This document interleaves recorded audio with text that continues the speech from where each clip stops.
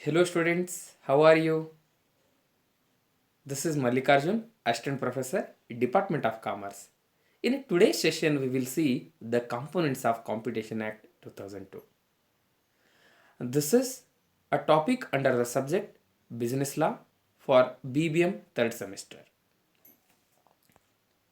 Dear students, in the last session, we have seen Competition Act, introduction of Competition Act, meaning of competition, what are the objectives of Competition Act, what are the features of Competition Act, ಜೊತೆಗೆ competition policy ಅಂದ್ರೇನು, competition ಲಾ ಅಂದ್ರೇನು, competition ಲಾ ಮತ್ತು competition ಪಾಲಿಸಿಯ ಬೆನಿಫಿಟ್ಸ್ಗಳು ಯಾವ್ಯಾವ ರೀತಿ ಇರ್ತವೆ ಅಂತ ನೋಡಿದ್ದೀವಿ. In today's class we will see the four major components of Competition Act 2002. First one is anti-competitive agreement. Second, abuse of dominant position. Third, regulation of combination. And the fourth one and a very important one is competition advocacy. Anti-competitive agreement. The agreement shall be void and this Competition Act prohibits an enterprise or a person from entering into any agreement in respect of production, supply, distribution, storage, acquisition or control of goods or provision of services which causes an appreciable adverse effect on competition in India. Competition act 2002 ಏನು ಹೇಳುತ್ತೆ ಅಂದರೆ, ಯಾವುದೇ ಒಂದು agreement ಅದು wide ಆಗುತ್ತೆ, invalid ಆಗುತ್ತೆ ಯಾವಾಗ, if that agreement in respect of ಪ್ರೊಡಕ್ಷನ್ಗೆ ಸಂಬಂಧಪಟ್ಟಿದ್ದು it has adverse effect, appreciable adverse effect. What is the meaning of appreciable adverse effect? Appreciable ಅಂದರೆ in a large amount which we can easily see. ಈ ಒಂದು agreement ಪ್ರೊಡಕ್ಷನಲ್ಲಿ ಮಾಡ್ಕೊಳ್ತಾ ಇರುವಂಥ ಅಗ್ರಿಮೆಂಟಿಂದ ಪಕ್ಕಾ competition ಮೇಲೆ abnormal effect ಆಗ್ತಾ ಇದೆ ಅಥವಾ ಹಾರ್ಮ್ಫುಲ್ ಎಫೆಕ್ಟ್ ಆಗ್ತಾ ಇದೆ ಅಂತ ಅನಿಸಿದ್ರೆ such agreement automatically becomes void or the competition act will try to prohibit such agreement. ಕೇವಲ ಪ್ರೊಡಕ್ಷನ್ ಸಂಬಂಧಪಟ್ಟಂಗಿದೆಯಾ? ಇಲ್ಲ. Any agreement which is related with production, agreement related with supply, or agreement related with the distribution, agreement related with storage ಮಾಡ್ಕೊಂಡು ಸಂಬಂಧಪಟ್ಟಾಗ agreement ಮಾಡ್ಕೊಳ್ತಾರೆ, or agreement related with acquisition or control of goods or provision of services. ಈ ಯಾವುದೇ ಕ್ಷೇತ್ರದಲ್ಲಿ agreement ಮಾಡಿಕೊಂಡಾಗ ಅಂತಹ agreement if it is causing an appreciable adverse effect, large amount of harmful on competition, ಅಂತಹ act ಅಂತಹ agreement ಏನಾರ ಮಾಡ್ಕೋತಾ ಇದ್ದಾರೆ ತಕ್ಷಣನೇ ಏನು ಮಾಡುತ್ತೆ, ನಮ್ಮ ಕಾಂಪಿಟೇಷನ್ ಆ್ಯಕ್ಟು ಅಂಥದನ್ನು ವೈಡ್ ಅಂತ ಹೇಳುತ್ತೆ ಅಥವಾ it tries to prohibit such agreements. ಹಾಗಾದರೆ what are the agreements which causes appreciable adverse effect on competition? Competition ಮೇಲೆ ಅಡ್ವರ್ಸ್ ಎಫೆಕ್ಟ್ ಬೀರುವಂತಹ, ಹಾನಿಕಾರಕ ಪರಿಣಾಮ ಬೀರುವಂತಹ ಅಗ್ರಿಮೆಂಟ್ಸ್ಗಳು ಯಾವ್ಯಾವು? Let's see. Agreements which determine purchase or sale price. If ಒಂದು ಕನ್ಸರ್ನು, ಒಂದು ಕಂಪನಿಯು ಇನ್ನೊಂದು ಕಂಪನಿ ಜೊತೆ, ಒಂದು ಎಂಟರ್ಪ್ರೈಸ್ ಇನ್ನೊಂದು ಎಂಟರ್ಪ್ರೈಸ್ ಜೊತೆ ಪರ್ಚೇಸ್ ಅಥವಾ ಸೇಲ್ಸ್ ಪ್ರೈಸನ್ನು ಡಿಟರ್ಮೈನ್ ಮಾಡೋದಕ್ಕೆ, ಅದರಲ್ಲಿ ಮ್ಯಾನಿಪುಲೇಟ್ ಮಾಡೋದಕ್ಕೆ ಇಷ್ಟೇ ಇರಬೇಕು ಅಂತ ಅಗ್ರಿಮೆಂಟ್ ಮಾಡ್ಕೋತಾ ಇದ್ರೆ definitely it will have effect on competition and this is anti competitive agreement. Or agreement which limits or controls production, supply, markets, technical developments or investment. ಕೆಲವೊಂದು ಅಗ್ರಿಮೆಂಟ್ಗಳು ಹೆಂಗಿರ್ತವೆ, ಪ್ರೊಡಕ್ಷನನ್ನೇ ಲಿಮಿಟಾರ ಮಾಡಬೇಕು, ಇಷ್ಟೇ ಪ್ರೊಡ್ಯೂಸ್ ಮಾಡಬೇಕು. ಈ ಆಯಿಲ್ ಮೇಕಿಂಗ್ ಕಂಪ್ನೀಸ್ಗಳಿರ್ತಾವಲ್ಲ, ಅವರು ಒಂದು ಕಾರ್ಟೆಲ್ ಮಾಡ್ಕೊಂಡಿದ್ದಾರೆ. ಅವ್ರು ಏನು ಮಾಡ್ತಾರೆ, ಈ ವರ್ಷ ಇಷ್ಟೇ ಪ್ರೊಡ್ಯೂಸ್ ಮಾಡೋಣ ಅಂತ. ಆ ಥರ ಪ್ರೊಡ್ಯೂಸ್ ಮಾಡೋದ್ರ ಮೂಲಕ ಅವರು ಮಾರ್ಕೆಟಲ್ಲಿ ಪ್ರೈಸನ್ನು ಹೈಕ್ ಮಾಡೋಕ್ಕೆ ಟ್ರೈ ಮಾಡ್ತಾ ಇರ್ತಾರೆ. ಕಂಟ್ರೋಲ್, ಪ್ರೊಡಕ್ಷನ್ ಕಂಟ್ರೋಲ್ ಇರ್ಬೋದು, ಪ್ರೊಡಕ್ಷನ್ ಇದ್ದರೂ ಕೂಡ ಸಪ್ಲೈ ಕಂಟ್ರೋಲ್ ಇರ್ಬೋದು, ಆರ್ ಇಷ್ಟೇ ಮಾರ್ಕೆಟ್ಗೆ ಸಪ್ಲೈ ಮಾಡಬೇಕು, limit or control of market. Technical ಡೆವಲಪ್ಮೆಂಟ್ಸ್ಗಳು, ಕೆಲವೊಂದು ಸಲ ಯಾವುದೇ ರೀತಿಯ ಹೊಸ ಡೆವಲಪ್ಮೆಂಟ್ ಮಾಡೋದ್ರಿಂದ ಅಲ್ಲಿ ಆ ಒಂದು ಕಾಸ್ಟ್ ಆಫ್ ಪ್ರೊಡಕ್ಷನ್ ಕಡಿಮೆ ಆಗುತ್ತೆ, ಜನರಿಗೆ ವೆಲ್ಫೇರ್ ಆಗೋ ಚಾನ್ಸ್ ಇರುತ್ತೆ. ಅಂಥದನ್ನು ಕೂಡ ಅಗ್ರಿಮೆಂಟ್ಗಳು ಮಾಡಿಕೊಂಡು ಹೊಸ ಟೆಕ್ನಿಕಲ್ ಡೆವಲಪ್ಮೆಂಟ್ ಮಾಡದೇ ಇರ್ಬೋದು. Or in terms of investment, if any agreement which is related with these aspects, that will leads to anti-competitive agreements, or there may be agreement to share the market. ಹೆಂಗೆ, ಒಂದು district ಇದೆ ಅಂದರೆ 3 ತಾಲೂಕ ನಂದು, ಇನ್ನೊಂದು 3 ತಾಲೂಕ ನಿಂದು, ಈ ರೀತಿ ಶೇರ್ ಮಾಡ್ಕೊಡ್ತಾರೆ. Geographically sharing the market or source of production itself. Raw material ಅಥವಾ ಸೋರ್ಸ್ ಆಫ್ ಪ್ರೊಡಕ್ಷನನ್ನೇ ನಾನು ಇಷ್ಟು ತಗೋತೀನಿ, ನೀವು ಇಷ್ಟು ತಗೋತೀನಿ ಅಂತ ಇಂಥ ಅಗ್ರಿಮೆಂಟ್ ಮಾಡ್ಕೊಳ್ಳೋದು. This is also anti competitive agreement. Or any agreement which results in bid rigging or collusive bidding. What is this bid rigging and collusive bidding? Bid ಮಾಡುವಾಗ ಅಲ್ಲಿ ಬಿಡ್ನ ಪ್ರೈಸನ್ನು ಮ್ಯಾನಿಪುಲೇಟ್ ಮಾಡೋದು. ಬಿಡ್ಡನ್ನು ಪ್ರೈಸನ್ನು ಅಡ್ವಾನ್ಸ್ ಆಗಿ ಮೊದಲೇ ಒಪ್ಪಿಗೆ ಮಾಡಿಕೊಂಡು ನಾನು ಇಷ್ಟು ಬಿಡ್ ಮಾಡ್ತೀನಿ, ನೀವು ಇಷ್ಟು ಬಿಡ್ ಮಾಡೋಣ, ಕಡಿಮೆ ಬೆಲೆಯಲ್ಲಿ ಬಿಡ್ ಮಾಡುವಂತಹ ಅಗ್ರಿಮೆಂಟ್ಸ್ಗಳಿದ್ದರೆ bid reading or collusive bidding. These also leads to anti competitive agreements. So ಈ ಎಲ್ಲ ಆಸ್ಪೆಕ್ಟ್ಸ್ಗಳನ್ನು ನಾವು ಇವನು ಏನಂತ ಕರಿತೀವಿ, ದೀಸ್ ಆರ್ ಹಾರಿಜಾಂಟಲ್ ಅಗ್ರಿಮೆಂಟ್ಸ್ ಅಂತ ಕರಿತೀವಿ. ಇದೇ ರೀತಿಯಾಗಿ ಕೆಲವೊಂದು ವರ್ಟಿಕಲ್ ಅಗ್ರಿಮೆಂಟ್ಸ್ ಕೂಡ ಇರ್ತವೆ. ಟೈ-ಇನ್ ಅರೇಂಜ್ಮೆಂಟ್, ರೀಸೇಲ್ ಪ್ರೈಸ್ ಮೇಂಟೆನೆನ್ಸ್, ಈ ರೀತಿ ಕೆಲವೊಂದು ವರ್ಟಿಕಲ್ ಅಗ್ರಿಮೆಂಟ್ಸ್ಗಳಿರ್ತವೆ. ಅಂತಹ ಅಗ್ರಿಮೆಂಟ್ಗಳು ಕೂಡ ಒಂದು ವೇಳೆ ಕಾಂಪಿಟೇಷನ್ ಮೇಲೆ ಅಡ್ವರ್ಸ್ ಎಫೆಕ್ಟ್ ಬೀರ್ತಾ ಇದ್ದರೆ ಡೆಫಿನೆಟ್ಲಿ ಅಂತಹ ಅಗ್ರಿಮೆಂಟ್ಸ್ಗಳನ್ನು ಕಾಂಪಿಟೇಷನ್ ಆ್ಯಕ್ಟು ಒಂದು ಪ್ರಹಿಬಿಟ್ ಮಾಡುತ್ತೆ ಅಥವಾ ವೈಡ್ ಅಂತ ಡಿಕ್ಲೇರ್ ಮಾಡುತ್ತೆ. The second component of Competition Act 2002 is abuse of dominant position. Abuse ಅಂದರೆ ಒಂದು ರೀತಿ ದುರ್ಬಳಕೆ ಮಾಡ್ಕೊಳ್ಳುವಂಥದ್ದು. ಇದನ್ನು ನಾವು ಅಬ್ಯೂಸ್ ವರ್ಡನ್ನು ಕೇಳ್ತಾ ಇರ್ತೀವಿ. ನನ್ನ ಪೊಸಿಷನನ್ನು ಬಳಸ್ಕೊಂಡು ನಾನು ದುರ್ಬಳಕೆ ಮಾಡ್ಕೊಳ್ಳೋದು. ಒಬ್ಬ ಟೀಚರು ಒಬ್ಬ ಸ್ಟೂಡೆಂಟ್ ಮೇಲೆ ತನ್ನ ಪೊಸಿಷನನ್ನು ಬಳಸ್ಕೊಂಡು ದುರ್ಬಳಕೆ ಮಾಡ್ಕೊಳ್ಳೋದು. ಒಬ್ಬ ಹೈಯರ್ ಅಫಿಷಿಯಲ್ಲು ಲೋವರ್ ಅಫಿಷಿಯಲ್ ಮೇಲೆ ತನ್ನ ಪೊಸಿಷನ್ ಬಳಸ್ಕೊಂಡ ದುರ್ಬಳಕೆ ಮಾಡೋಂಥದ್ದು. ಹೌದಾ? ಹಾಗಾದರೆ what is A dominant position? Basically, dominant position means it is a position because of superior quality of products or large market of share or because of market capital. ಒಂದು ಅತಿಯಾದಂತಹ ಒಳ್ಳೆ quality ಪ್ರಾಡಕ್ಟ್ಗಳನ್ನು produce ಮಾಡುವಂಥ ಒಂದು company ಇದೆ. ಹೌದಾ?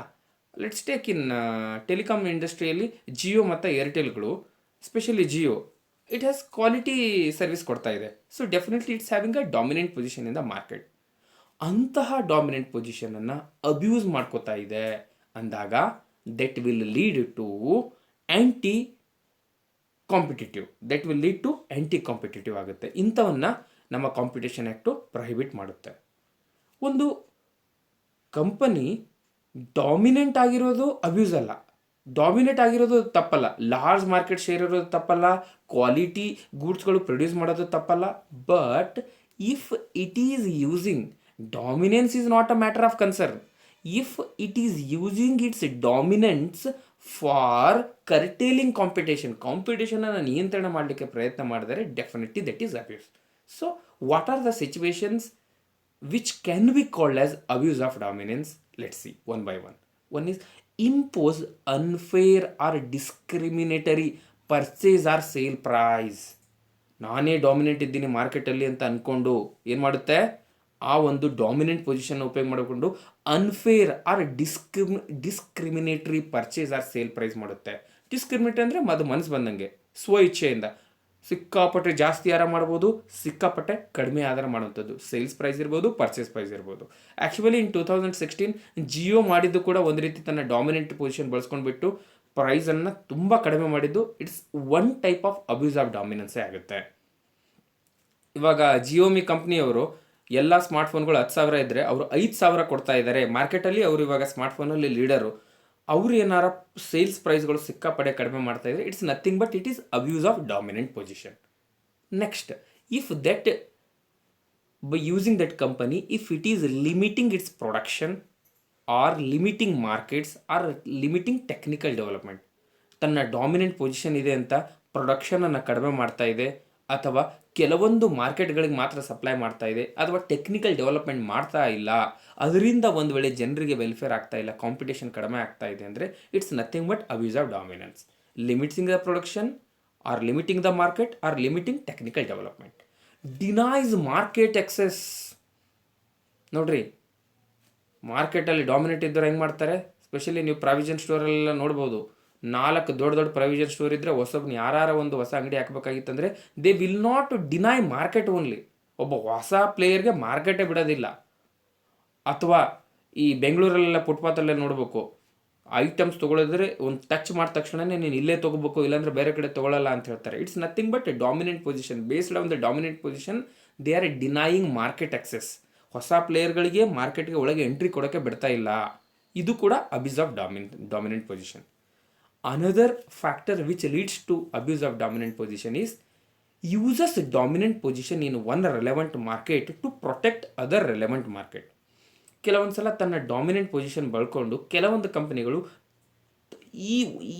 ಇಲ್ಲಿರುವಂಥ ಒಂದು market ಈ ಒಂದು ಡಾಮಿನೆನ್ಸನ್ನು ಬಳಸ್ಕೊಂಡು ಇನ್ನೊಂದು ಮಾರ್ಕೆಟಲ್ಲಿ ಮತ್ತೊಬ್ಬರಿಗೆ ಪ್ರೊಟೆಕ್ಟ್ ಮಾಡುವಂಥ ಕೆಲಸ ಮಾಡ್ತವೆ. ಹೌದಾ? ಈಗ Jio is the dominant in telecom sector. Telecom ಸೆಕ್ಟರಲ್ಲಿರುವಂಥ ಡಾಮಿನೆನ್ಸನ್ನು ಬಳಸ್ಕೊಂಡು ಅದು ರಿಟೇಲ್ ಸೆಕ್ಟರಲ್ಲಿ ಅದೇನು ಡಾಮಿನೆಂಟ್ ಅಲ್ಲ. ಡಿ-ಮಾರ್ಟು, ಬೇರೆ ಈಗ ಬಿಗ್ ಬಜಾರ್ ಇವೆಲ್ಲ ಡಾಮಿನೆಂಟ್ ಇದ್ದಾವೆ. ಹೌದಾ? ಅಲ್ಲಿ ತನ್ನ ರಿಲಯನ್ಸ್ ಅವ್ರದ್ದು ರಿಟೇಲ್ ಮಾರ್ಟ್ ಇದೆಯಲ್ಲ, Reliance retail mart, Jio mart ಅಂತ ಮಾಡ್ತಾ ಇದ್ದಾರಲ್ಲ, ಇಲ್ಲಿರುವ ಡಾಮಿನೆಂಟ್ ಪೊಸಿಷನ್ ಬಳಕೊಂಡು ಅಲ್ಲೂ ಕೂಡ ತನ್ನ ಮಾರ್ಕೆಟನ್ನು ಬಳಸ್ಕೋತಾ ಇದ್ದರೆ, ಯಾವ ಥರ ಜಿಯೋ ರೀಚಾರ್ಜ್ ಮಾಡಿದರೆ ಜಿಯೋ ರೀಚಾರ್ಜ್ ಮಾಡೋರೆಲ್ಲ ಇಂಥ ಒಂದು ಮಾರ್ಟಲ್ಲಿ ಹೋಗಿ ನೀವು ಪ್ರಾಡಕ್ಟ್ಸನ್ನು ತೊಗೋಬೇಕು, ಅಥವಾ ಅವರಿಗೆ ಈ ಥರ ಯಾವುದೋ ಒಂದು ರೀತಿ ಇಲ್ಲಿರುವ ಡಾಮಿನೆನ್ಸನ್ನು ಬಳಸ್ಕೊಂಡು ಆ ಮಾರ್ಕೆಟಂಗೆ ಪ್ರೊಟೆಕ್ಟ್ ಮಾಡೋಕ್ಕೆ ಪ್ರಯತ್ನ ಪಡ್ತಾ ಇದ್ದರೆ ಅದು ಕೂಡ ಏನಾಗುತ್ತೆ, ಅಬ್ಯೂಸ್ ಆಫ್ ಡಾಮಿನೆನ್ಸ್ ಆಗುತ್ತೆ.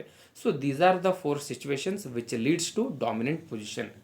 ಇದ್ರ ಜೊತೆಗೆ ಪ್ರಿಡೇಟರಿ ಪ್ರೈಸಿಂಗ್ ಅಂತ ಬರುತ್ತೆ. ಪ್ರಿಡೇಟರಿ ಪ್ರೈಸಿಂಗ್ ಅಂದರೆ ಸ್ಟಾರ್ಟಿಂಗಲ್ಲಿ ಕಾಸ್ಟ್ ಆಫ್ ಪ್ರೊಡಕ್ಷನ್ಗಿಂತನೂ ಕಡಿಮೆ ರೇಟಲ್ಲಿ ನಮ್ಮ ಪ್ರಾಡಕ್ಟ್ ಅಥವಾ ಸರ್ವಿಸಸನ್ನು ಸೇಲ್ ಮಾಡೋದು. ಆ್ಯಕ್ಚುಲಿ 2016 ಜಿಯೋ ಮಾಡಿದ್ದು ಕೂಡ ಅದೇ. ಕಾಸ್ಟ್ ಆಫ್ ಪ್ರೊಡಕ್ಷನ್ಗಿಂತನೂ ಕಡಿಮೆ ಪ್ರೈಸಲ್ಲಿ ಅದು ಕಸ್ಟಮರ್ಸ್ಗಳಿಗೆ ಕಾಲ್ ಸರ್ವಿಸಸ್, ಇಂಟರ್ನೆಟ್ ಸರ್ವಿಸಸ್ ಕೊಡ್ತು. It was one type of predatory pricing. Okay, ಈ ಎಲ್ಲವೂ situations leads to abuse of dominant position. Third component of Competition Act is regulation of combination. Competition act 2002 ಏನು ಮಾಡುತ್ತೆ, ಕಾಂಬಿನೇಷನ್ಸ್ಗಳು ಆಗ್ತಾ ಇರ್ತವೆ ಮಾರ್ಕೆಟಲ್ಲಿ. ನಿಮ್ಗೆ ಗೊತ್ತಿರಬೇಕು, ಮರ್ಜರ್ಸ್ ಆಗ್ತಾ ಇರ್ತವೆ, ಅಕ್ವಿಜೇಷನ್ಸ್ ಆಗ್ತಾ ಇರ್ತವೆ, ಆಮೇಲೆ ಟೇಕ್ ಓವರ್ಸ್ಗಳು ಆಗ್ತಾನೆ ಇರ್ತವೆ, ಟೇಕ್ ಓವರ್ಸ್, ಅಮಲ್ಗಮೇಷನ್ಸ್, ಈ ರೀತಿಯಾಗಿ ಹಲವಾರು ಈ ಕಾಂಬಿನೇಷನ್ಸ್ಗಳು ಆಗ್ತಾ ಇರ್ತವೆ. ಮೊನ್ನೆನೇ ನೋಡಿದ್ವಿ, ಸಿಂಡಿಕೇಟ್ ಬ್ಯಾಂಕು ಕೆನರಾ ಜೊತೆ ಮರ್ಜ್ ಆಯಿತು, ವೋಡಾಫೋನ್ ಐಡಿಗಳು ಸೇರಿಕೊಂಡವು. ಹಿಂದಿನ ಕಾಲದಲ್ಲಿ ನೋಡೋದಾದರೆ ಮಾರುತಿ ಮತ್ತು ಸುಜುಕಿ ಸೇರಿಕೊಂಡು ಮಾರುತಿ ಸುಜುಕಿ ಆದವು. ಏರ್ಟೆಲ್ಲು ಟೆಲಿನಾರ್ ಅನ್ನೋಂಥ ಕಂಪ್ನಿಯನ್ನು ಅಕ್ವೈರ್ ಮಾಡ್ಕೊಳ್ತು. ಈ ರೀತಿಯಾಗಿ ಈ ಅಕ್ವಿಜೇಷನ್ಸ್ಗಳು, ಮರ್ಜರ್ಸ್ಗಳು ಈ ಎಕಾನಮಿಯಲ್ಲಿ, ಮಾರ್ಕೆಟಲ್ಲಿ they are very very common. They are inevitable, ಅನಿವಾರ್ಯ. ಯಾವುದೋ ಒಂದು ಕಾರಣಕ್ಕಾಗಿ ಅವರು ಮಾಡ್ತಾನೆ ಇರ್ತಾರೆ. ಲಾಸ್ ಮೇಕಿಂಗ್ ಕಂಪ್ನಿಗಳು ರೀಸೆಂಟಾಗಿ ಈಗ ಫ್ಯೂಚರ್ ಗ್ರೂಪ್ ರಿಟೇಲ್ಸ್ ಇದೆಯಲ್ಲ, ಬಿಗ್ ಬಜಾರನ್ನು ರಿಲಯನ್ಸ್ ಕಂಪನಿ ಅಕ್ವೈರ್ ಮಾಡ್ಕೊಳ್ತು. ಸೊ ಈ ರೀತಿಯ ಮರ್ಜರ್ಸು, ಅಕ್ವಿಜೇಷನ್ಸ್ ಆಗ್ತಾನೆ ಇರ್ತವೆ. ಈ ಥರ ಮರ್ಜರ್ಸ್, ಅಕ್ವಿಜೇಷನ್ನಿಂದ ಕಾಂಪಿಟೇಷನ್ ಆ್ಯಕ್ಟ್ಗೆ ಯಾವುದೇ ತೊಂದರೆ ಇಲ್ಲ. ತೊಂದರೆ ಯಾವಾಗ ಬರುತ್ತೆ, if that combination causes appreciable adverse effect on competition. ಕೇವಲ ನಮ್ಗೆ ಸಮಸ್ಯೆ ಯಾವಾಗ ಬರುತ್ತೆ, ಅಂತಹ ಒಂದು ಕಾಂಬಿನೇಷನ್ನಿಂದ, ಅಂತಹ ಒಂದು ಮರ್ಜರ್, ಅಂತಹ ಒಂದು ಅಕ್ವಿಜೇಷನ್, ಅಥವಾ ಅಂಥ ಒಂದು ಟೇಕ್ ಓವರ್, ಅಂಥ ಒಂದು ಅಮಲ್ಗಮೇಷನಿಂದ ಅಡ್ವರ್ಸ್ ಎಫೆಕ್ಟ್ ಆಗ್ತಾ ಇದ್ದಾರೆ. ಅಪ್ರಿಷಿಯೇಬಲ್ ಅಡ್ವರ್ಸ್ ಎಫೆಕ್ಟು ಲಾರ್ಜ್ ಅಮೌಂಟಲ್ಲಿ ನಾವು ಗುರುತಿಸೋಂಗೆ ಎಫೆಕ್ಟ್ ಆಗ್ತಾ ಇದೆ ಅಂತ ಇಟ್ಕೊಳ್ಳೋಣ.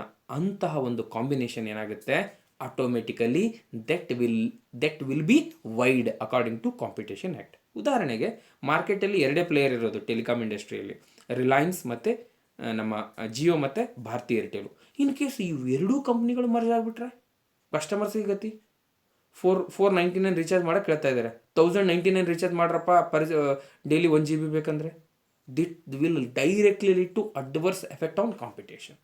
ಅಂತಹ ಮರ್ಜರ್ಸ್ಗಳು ಯಾವುದು ಅಡ್ವರ್ಸ್ ಎಫೆಕ್ಟ್ ಮಾಡುತ್ತೋ ಅಂಥವುಗಳನ್ನೆಲ್ಲ ನಾವು ವೈಡ್ ಅಂತ ಕಾಂಪಿಟೇಷನ್ ಆ್ಯಕ್ಟ್ ಹೇಳುತ್ತೆ. So let's see what are those.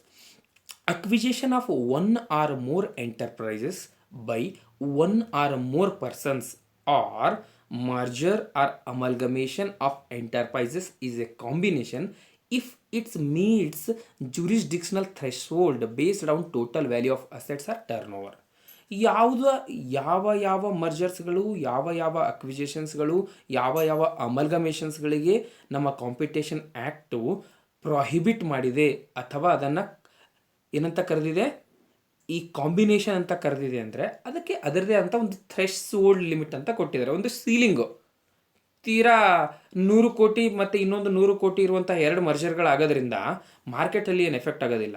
So ಅದಕ್ಕೆ ಒಂದು ಥ್ರೆಶ್ ಲಿಮಿಟ್, ಇಷ್ಟು ಕೋಟಿವರೆಗೆ ಇರುವಂತಹ ಅಸೆಟ್ಸು ಅಥವಾ ಇಷ್ಟು ಕೋಟಿವರೆಗೆ ಆಗುವಂತಹ ಟರ್ನ್ ಓವರ್ಗಳ ಮರ್ಜರ್ಸ್ಗಳು ಅಥವಾ ಅಕ್ವಿಜೇಷನ್ಸ್ಗಳ ಆದರೆ ಮಾತ್ರ ಅದು ಏನು ಅನ್ಸ್ಕೊಳ್ಳುತ್ತೆ, ಅದು ರೆಗ್ಯುಲೇಷನ್ ಆಫ್ ಕಾಂಬಿನೇಷನ್ ಅಡಿಯಲ್ಲಿ ಬರುತ್ತೆ. ಇಲ್ಲಾಂದರೆ ನಾವು ಸಣ್ಣ ಪುಟ್ಟ ಮರ್ಜರ್ಸ್ಗಳು, ಸಣ್ಣ ಪುಟ್ಟ ಕಾಂಬಿನೇಷನ್ಸ್ಗಳು, ಸಣ್ಣ ಪುಟ್ಟ ಅಮಲ್ಗಮೇಷನ್ಸ್ ಬಗ್ಗೆ ನಾವು ತಲೆ ಕೆಡಿಸ್ಕೊಳ್ಳಲ್ಲ ಅಂತ ಕಾಂಪಿಟೇಷನ್ ಆ್ಯಕ್ಟ್ ಹೇಳ್ತಾ ಇದೆ. ಯಾಕಂದರೆ ಮಾರ್ಕೆಟಲ್ಲಿ ಕೆಲವೊಂದು ಸಲ ಮರ್ಜರ್ಸ್ಗಳು ಮತ್ತು ಅಕ್ವಿಜೇಷನ್ಸ್ಗಳು ಸಿಕ್ಕಾಪಟ್ಟೆ ಹೆವಿ ಕಾಂಪಿಟೇಷನ್ ಇದೆ, ಕಾಸ್ಟ್ ಆಫ್ ಪ್ರೊಡಕ್ಷನ್ಸ್ ಎಲ್ಲ ಜಾಸ್ತಿ ಆಗ್ತಾ ಇದೆ. ಅಂಥ ಸ್ಥಿತಿಯಲ್ಲಿ ಮರ್ಜರ್ಸು, ಅಕ್ವಿಜೇಷನ್ಸು, ಅಮಲ್ಗಮೇಷನ್ಸ್ ಆಗ್ತಾನೆ ಇರ್ತವೆ. ನೀವು ದಿನನಿತ್ಯದಲ್ಲಿ ನೋಡ್ಬೋದು. ನೀವು ಯಾವುದಾದ್ರೂ ಎಕಾನಾಮಿಕ್ಸ್ ಟೈಮ್ಸ್ ಅಂತ ನ್ಯೂಸ್ ಪೇಪರ್ ನೋಡ್ತಾ ಇದ್ದರೆ ಅಥವಾ CNBC TV 18 ಅನ್ನಂತಹ ನೀವು ಚಾನಲ್ ನೋಡ್ತಾ ಇದ್ದರೆ ಅಥವಾ ಮನಿ ಕಂಟ್ರೋಲ್ ಅನ್ನೋಂಥದ್ದು, ಎಕಾನಾಮಿಕ್ಸ್ ಟೈಮ್ಸ್ ಅನ್ನೋಂಥ ವೆಬ್ ಪೇಪರ್ಗಳು ಓದ್ತಾ ಇದ್ದರೆ ದಿನ ಒಂದು ವಾರದಲ್ಲಿ 15 ದಿವಸಕ್ಕೆ ಒಂದಾದರೂ ಮರ್ಜರ್ ಸುದ್ದಿ ಬರ್ತಾನೆ ಇರುತ್ತೆ, ಅಮಲ್ಗಮೇಷನ್ ಸುದ್ದಿ ಬರ್ತಾನೆ ಇರುತ್ತೆ. ಖುದ್ದು ಗೌರ್ಮೆಂಟ್ ಕೂಡ ಸುಮಾರು ಮರ್ಜರ್ಸು, ಅಮಲ್ಗಮೇಷನ್ಸು ಮಾಡ್ತಾನೆ ಇರುತ್ತೆ. ಓಕೆ, ಸೊ ಹಾಗಾದರೆ ಈ ಮರ್ಜರು, ಅಮಲ್ಗಮೇಷನ್ಸು ಮತ್ತು ಕಾಂಬಿನೇಷನ್ಸ್ಗಳ ಬಗ್ಗೆ ಒಂದು ಸಣ್ಣ ಎಕ್ಸಾಂಪಲ್ಸ್ ಕೊಡ್ತೀನಿ.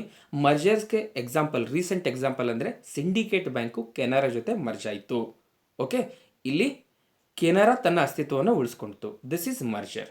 ಅಕ್ವಿಜೇಷನ್ ಹೇಳೋದಾದರೆ ಟೆಲಿನಾರ್ ಅನ್ನುವಂಥ ಒಂದು ಕಂಪನಿಯನ್ನು ಏರ್ಟೆಲ್ ಕಂಪನಿ ಅದನ್ನು ಅಕ್ವೈರ್ ಮಾಡ್ಕೊಳ್ತು. ಟೆಲಿನಾರ್ ತನ್ನ ಅಸ್ತಿತ್ವ ಕಳ್ಕೊಳ್ತು, ಏರ್ಟೆಲಲ್ಲಿ ಅದು ಶಾಮೀಲಾಗ್ಬಿಡ್ತು. ಇದು ಅಕ್ವಿಜೇಷನ್. ಜೊತೆಗೆ ಅಮಲ್ಗಮೇಷನ್ ಅಂದಾಗ ಎರಡು ಎಂಟಿಟಿಗಳು ಸೇರಿ ಹೊಸದಾಗಿ ಒಂದು ಎಂಟಿಟಿ ಆಗೋದು. ಉದಾಹರಣೆಗೆ ಇಂಡಿಯಾದ ಮಾರುತಿ, ಜಪಾನ್ನ ಸುಜುಕಿ ಎರಡು ಸೇರಿಬಿಟ್ಟು ಮಾರುತಿ ಸುಜುಕಿ ಅಂತ ಒಂದು ಹೊಸದಾದಂಥ ಒಂದು ಎಂಟಿಟಿ ಸ್ಥಾಪನೆ ಆಯಿತು. ಇದು ಅಮಲ್ಗಮೇಷನ್ ಆಗುತ್ತೆ. ಓಕೆ, ಕೊನೆಯದಾಗಿ the very important and special component of competition act is competition advocacy. Advocate ಅಂತೀವಲ್ಲ, ಅಡ್ವೊಕೇಟ್ ಅಂತಂದರೆ ಒಬ್ಬ ವ್ಯಕ್ತಿಯ ಬಗ್ಗೆ ವಾದ ಮಾಡೋನಂತನು. ಇಲ್ಲಿ ಕಾಂಪಿಟೇಷನ್ ಆ್ಯಕ್ಟ್ ಕೂಡ ಏನು ಮಾಡುತ್ತೆ, ಕಾಂಪಿಟೇಷನ್ ಕಮಿಷನ್ ಆಫ್ ಇಂಡಿಯಾ ಅಂತ ಹೇಳಿದ್ದೀನಲ್ಲ, ಚೌಕಿದಾರ ಅಂತ ಹಿಂದಿನ ಸೆಷನಲ್ಲಿ.